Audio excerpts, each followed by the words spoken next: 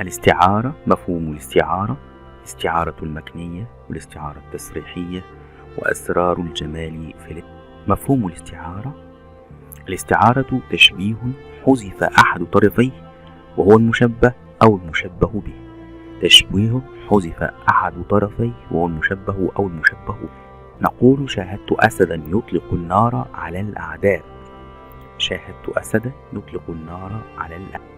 المشبه والمشبه به: نطق الحق والزهرة تبسم. نطق الحق والزهرة تبسم. الاستعارة المكنية هي في الأصل تشبيه بليغ حذف أحد طرفيه وهو المشبه به ودل عليه شيء أو صفة من صفاته.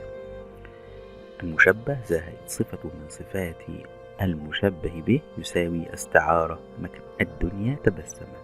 الدنيا هي المشبه وتبسمت صفة من صفات المشبه به تساوي استعارة. يقول تعالى: قال رب إني وهن العظم مني واشتعل الرأس شيبا ولم أكن بدعائك رب شقيا. هنا الرأس مشبه والمشبه به محذوف، وأتينا بصفة من صفاته وهي الاشتباه. وإذا المنية أنشبت أظفارها ألفيت كل تميمة لا. هنا المشبه به محذوف ودل عليه بشيء من لوازمه وهي الأظفار. المشبه هي المنية. الاستعارة التصريحية أحد أنواع الاستعارة وهي تشبيه بليغ فيه يحذف المشبه يصرح بالمشبه به، مشبه محذوف زائد المشبه به موجود يساوي استعارة تصريحية. رأيت أسدا يطلق النار على الأعداء. المشبه به أسد والمشبه هو الجندي الشجاع. يقول تعالى: واعتصموا بحبل الله جميعا ولا تفرقوا. المشبه به حبل الله، المشبه محذوف وهو دين الله تبارك وتعالى. واعتصموا بحبل الله جميعا ولا تفرقوا.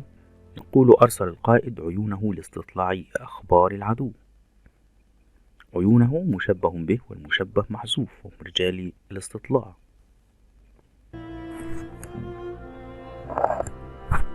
أسرار جمال الاستعارة: تقوية المعنى وذلك بتشخيص الجمال وغير العاقل وإظهاره في صورة الإنسان الذي يحس ويعقل ويتحدث. تقوية المعنى: تجسيم الأمور المعنوية وإظهارها في صورة شيء مادي، توضيح المعنى برسم صورة له. الاستعارة أقوى من التشبيه لأنها تقوم على تلازم التشبيه وإيهام القارئ أو السامع أنها حقيقة، مما يدل على قوة التأثير وشدة الانفعال. أسرار الجمال في الاستعارة تطابق أسرار جمال